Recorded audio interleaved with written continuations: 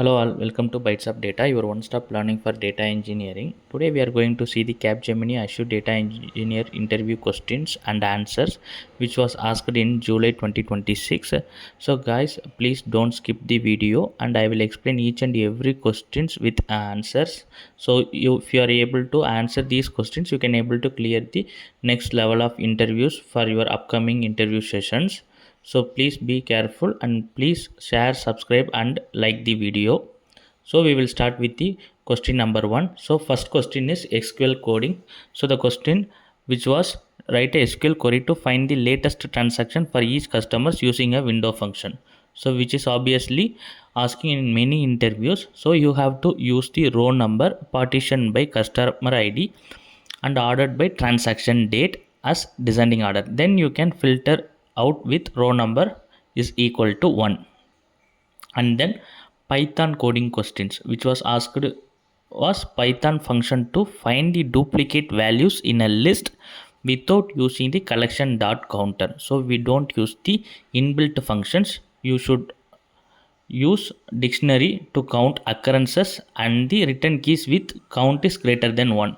So we can calculate the time complexity as O of n. Then PySpark coding question. So what was given was a data frame containing employee salaries.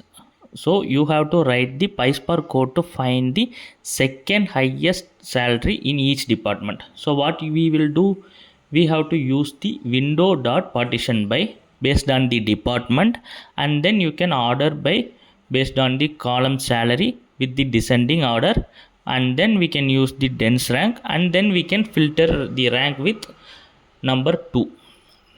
Then the fourth question was explain an end-to-end Azure data engineering pipeline. So which you have worked in the project, you can obviously start explaining so how you will be build the end-to-end pipeline. So we can tell them like data is ingested using the Azure Data Factory, and then it is stored in ADLS Gen 2, then transformed using the Databricks, and then we can dump it or load it into the Synapse or Delta Lake, and we can able to consume it through the Power BI. The next question was difference between Azure Data Factory and mapping data flow and Databricks. So mapping data flow is just like low code, and then it will be suitable for the standard transformations. So we can explain like Databricks is Spark based, and then it will be preferred for the large scale. So the next question was how do you perform incremental loading in Azure? So we can mention like we can use the watermarks based on the columns and CDC, or we can use based on last modified date and load only the changed records instead of the full refreshes. So then the next question was how do you secure the Azure data lake? So we can implement the RBAC policies, ACLs, and then manage the identity and private endpoints as well as the store the secrets in the Azure Key Vault. So then what is the Delta Lake? So this is one of the most important questions. So many Azure professionals has faced in their questions in many interviews. So you can start with the explanation of how the data lake, which will provide the asset transactions and the schema evaluations, and then the time travel. So how it will be efficient for the merge operations on top of a data lake. Okay. So the next question was how do you optimize the Databricks jobs? So this is one of the most important optimization interview questions which I have also faced in many interviews. Okay, so you can make a keep note on this, and then you can tell the answers in the way of we can use the partitioning, broadcast joins, and the delta optimize, z order scaling, and then catching adaptive query estimations, and then minimize the shuffle operations. And then next question was difference between Azure SQL database and the Azure Synapse. So the Azure SQL is optimized for OLTP workloads, and then while it was Synapse is designed for analytical processing and the large scale data warehousing. So you have to mention like in the way, so how we can explain based on the Azure SQL database and the Azure Synapse. So the next question was the real time scenario questions. So here you can see how your ADF pipeline failed after loading 8 million out of 10 million records. How would you restart without duplicating the data? So this is one of the important questions, how you are managing the duplicate data and how you will process without duplicating. So the primary answers would be we have to use the checkpointing, watermark columns, idempotent logic, and then the merge operations to resume from the last successful point.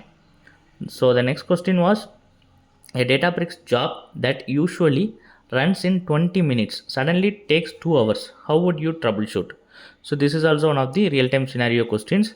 So we have to start with root cause analysis. Like basically what you will do is we have to check the Spark UI and then identify this queue and then the shuffle size, executor utilizations, and then the cluster configurations. After that we have to check the recent data volume changes as well. Okay. So the 13th question was, a source system adds a new column unexpectedly, and how do you prevent the pipeline failures? So this is also one of the important questions. So we have to be ensured that the new columns which will not affect at the previous pipeline or the existing pipeline.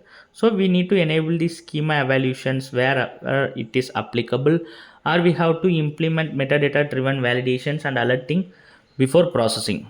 So the next question was, one source file arrives every day, but today's file is missing. So what will you do? So we can answer in the way like we have to be configure ADF validation activities and the triggering the alerts. So we need to stop the downstream processing and notify the source system. So then next question was, business reports show duplicate records in Synapse. So how will you identify the root cause? So we can start with the ingestion logs. We need to check through the logs and then primary keys. So what are the incremental logic which we have been implemented, and then we can cross check the retry mechanisms and validate whether the merge or insert logic was used. So like the way you can answer this question. So how would you design an Azure pipeline to process 1 TB of data every day? So we can start with like we can store the data in ADLS Gen 2 and it will be partitioned by date, and we can process using the Databricks auto scaling clusters, and then we can load it incrementally into the Delta and Synapse. And then next question was, a client wants to rerun data for only one failed business data. How will you implement it? So we can make it like build metadata driven pipelines with configurable parameters to process a specific date without affecting other partitions. And then how do you monitor production Azure pipelines? So we can tell like in the way we can use the Azure monitor, log analytics, ADF monitors, Databricks, job monitoring, alerts, dashboards, and centralized logging. Then your pipeline has to process files from multiple countries in different formats. How would you design it? So we can create a metadata driven framework where file schema, delimiter, format, and destination are configurable through metadata tables. The final question was, a business user requests historical data recovery after accidental deletion. How would you handle it? Restore data using Delta Lake time travel, and then we can make use of the Synapse backups, Azure backups, or we can recover from archive storage based on the retention policy. So these are the questions which has been asked one of my friend in the Capgemini Azure data engineer interviews. So for the 5+ years of experience, so you can use these questions and prepare for your interview wisely, and all the best for your interviews. So please like, share, subscribe the video. So hereafter we will post many interview question videos which will be useful for cracking your next job offer. Thank you.